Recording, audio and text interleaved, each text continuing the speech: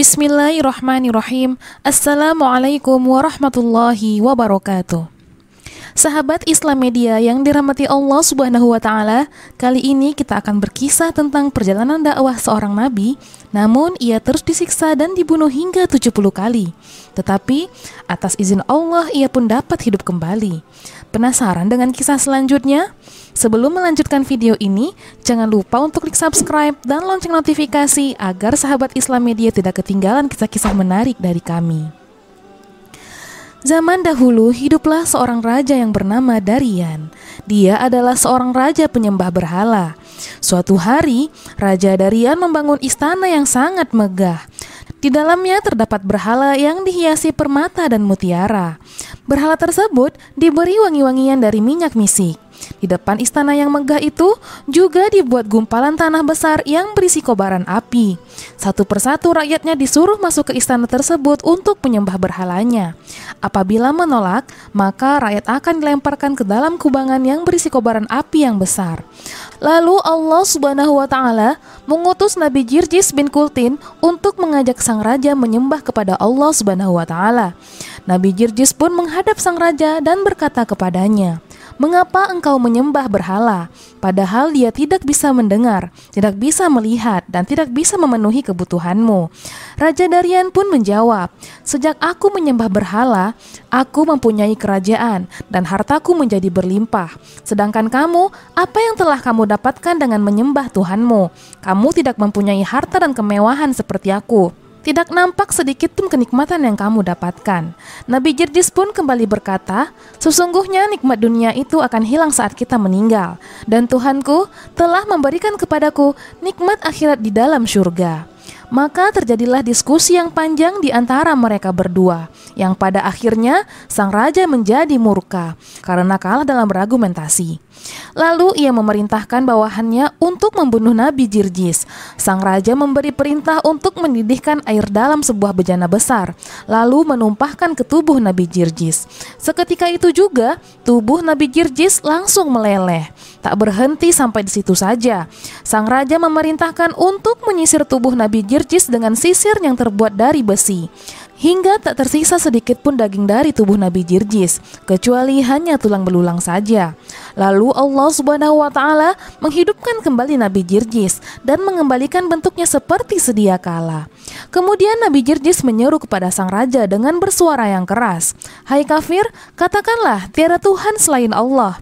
Melihat keajaiban itu bukannya membuat sang raja menjadi beriman, tapi justru membuat sang raja semakin geram. Ia kembali mengincar Nabi Jirjis dan raja memerintahkan agar membawakan 6 paku besar dari besi, lalu menancapkan 2 paku tersebut di kedua tangan Nabi Jirjis dan menancapkan 2 paku di kakinya. 1 paku ditancapkan di kepalanya dan 1 paku lagi ditancapkan di dada Nabi Jirjis. Tubuh Nabi Jirjis penuh luka dan darah akibat paku-paku tersebut, dan beliau pun langsung meninggal dunia.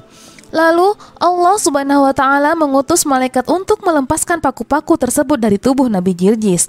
Nabi Jirjis pun hidup kembali dan tubuhnya kembali utuh seperti semula. Bekas luka dan darah yang mengalir di tubuh Nabi Jirjis hilang seketika. Nabi Jirjis kembali berkata dengan suara yang lebih keras, "Hai kafir, katakanlah tiada Tuhan selain Allah." Untuk kedua kalinya sang raja dibuat murka oleh Nabi Jirjis. Raja memerintahkan untuk mendatangkan kuali yang besar. Di dalam kuali tersebut terdapat air yang sangat mendidih. Lalu Nabi Jirjis dilemparkan ke dalam kuali tersebut. Seketika itu juga beliau langsung meninggal dunia. Untuk kesekian kalinya, dengan kuasa Allah Subhanahu wa Ta'ala, Nabi Jirjis hidup kembali dan keluar dari kuali tersebut dengan tidak ada luka sedikit pun. Disebutkan bahwa sang raja menyiksa dan membunuh Nabi Jirjis hingga 70 kali. Namun Allah berulang kali menghidupkannya kembali dengan kondisi tubuh seperti sedia kala. Ada pula yang meriwayatkan sampai 100 kali. Sang raja akhirnya menghentikan perbuatannya, lalu berkata kepada Nabi Jirjis, "Saya ada permintaan kepadamu. Apa benar engkau menuruti permintaanku? Maka aku pun akan menuruti semua perintahmu." Nabi Jirjis pun bertanya, "Apa permintaanmu?" Sang raja menjawab, "Aku ingin engkau bersujud kepada berhalaku 1 kali saja. Nanti aku akan memberikan semua yang engkau inginkan, dan aku akan melakukan semua perintahmu, termasuk menyembah Tuhanmu." Nabi Jirjis hanya terdiam dan tidak tidak menjawab sedikit pun. Sang raja lalu menganggap bahwa diamnya Nabi Jirjis adalah ungkapan setuju. Lalu sang raja berkata lagi, "Hai Jirjis, aku telah menyiksamu dengan berbagai macam siksaan dan banyak menyakitimu. Masuklah ke rumahku agar engkau dapat beristirahat malam ini." Malamnya, Nabi Jirjis pun pergi ke rumah sang raja. Beliau lalu beristirahat dan melakukan sholat. Pada malam harinya, beliau membaca kitab Zabur hingga terbit fajar. Saat beliau membaca kitab Zabur, ternyata terdengar oleh istri sang raja dan membekas dalam hatinya. Istri sang raja pun semalaman menangis terseduh-seduh. Lalu ia mendatangi Nabi Jirjis untuk bertaubat dan memeluk ajaran beliau. Ia melakukan hal ini tanpa sepengetahuan suaminya. Pada pagi harinya, Nabi Jirjis keluar dari rumah sang raja. Sang raja mengajak beliau ke tempat berhala. Nabi Jirjis hanya diam dan tidak menjawabnya. Sang raja menjadi jengkel, lalu memasukkan beliau ke rumah seorang perempuan tua. Di dalam rumah perempuan tua itu ada seorang anak yang buta, tuli dan bisu. Di rumah itu beliau tidak diberi makanan dan tidak seorang pun yang boleh memberinya makanan. Saat beliau mulai merasakan kelaparan, beliau melihat ada sebatang kayu di dalam rumah itu. Lalu Nabi Jirjis berdoa kepada Allah Subhanahu wa Ta'ala. Lalu batang kayu itu tumbuh daun dan berbuah dengan buah yang bermacam-macam. Ketika perempuan tua itu melihat kejadian tersebut, ia pun mengimani ajaran Nabi Jirjis dan meminta agar mendoakan anaknya menjadi normal. Beliau pun lalu berdoa kepada Allah Subhanahu wa Ta'ala, maka Allah menyembuhkan anak tersebut. Nabi Jirjis lalu memanggil anak itu, "Wahai anak laki-laki." Anak tersebut menjawab, "Labbaik ya Rasulullah." "Pergilah kamu ke tempat berhala itu dan katakan kepada berhala-berhala itu bahwasanya Jirjis memanggil mereka." Perintah Nabi Jirjis kepada anak lelaki tersebut. Anak itu pun pergi dan masuk ke tempat berhala-berhala yang jumlahnya ada 70 berhala. Lalu anak itu menyampaikan kepada berhala tersebut apa yang diperintahkan oleh Nabi Jirjis. Dengan kuasa Allah Subhanahu wa Ta'ala, berhala-berhala tersebut berjalan menuju kepada Nabi Jirjis. Berhala-berhala itu berjalan menggunakan kepalanya dengan posisi terbalik. Saat itu, sang raja melihat berhala-berhala itu berjalan, lalu mengikuti kemana arah tujuan berhala tersebut. Sesampainya di hadapan Nabi Jirjis, beliau melihat istri sang raja di belakang berhala-berhala tersebut. Kemudian Nabi Jirjis menunjuk bumi dan menghentakkan kakinya. Seketika itu juga bumi terbelah, berhala-berhala yang ada di hadapannya hancur berantakan. Ketika istri sang raja melihat mujizat Nabi Jirjis, maka ia pun pergi ke istana dan berseru kepada rakyatnya, "Wahai penduduk negeri, kasihanilah diri kalian, ikutilah ajaran Nabi Jirjis." Sang raja sontak kaget mendengarnya. Lalu raja berkata kepada istrinya, "Sesungguhnya aku sudah melihat banyak mukjizat, tetapi aku tidak mau mempercayainya. Engkau baru melihat satu saja, sudah langsung mempercayainya."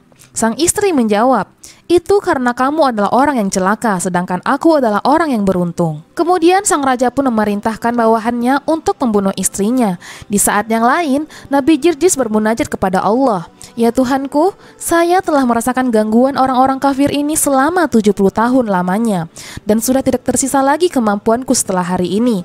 Maka berikanlah kepadaku rizki mati syahid, dan azablah mereka." Tidak lama kemudian, datanglah beberapa utusan istana kepada Nabi Jirjis. Lalu mereka melepaskan pedangnya ke tubuh Nabi Jirjis.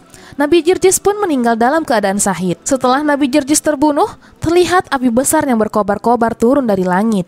Api tersebut lalu membakar istana sang raja hingga tak tersisa sedikit pun. Raja pun dan para pengikutnya mati dalam keadaan mengenaskan. Beginilah kisah perjalanan dakwah Nabi Jirjis kepada kaum Yahudi. Dari kisah ini dapat kita ambil pelajaran bahwa sesungguhnya pintu taubat itu sangat luas bagi siapa saja, meskipun begitu besar dosa yang telah kita miliki. Allah Subhanahu wa Ta'ala berfirman dalam surah Az-Zumar ayat 53, "Katakanlah, hai hamba-hambaku yang melampaui batas terhadap diri mereka sendiri, janganlah kamu berputus asa dari rahmat Allah. Sesungguhnya Allah mengampuni dosa-dosa semuanya.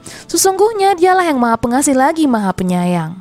Semoga kisah ini bermanfaat dan menambah pengetahuan kita semua. Semoga juga kita semua termasuk orang-orang yang selalu bertaubat dan kembali ke jalan yang benar. Barakallahu fikum. Assalamualaikum warahmatullahi wabarakatuh.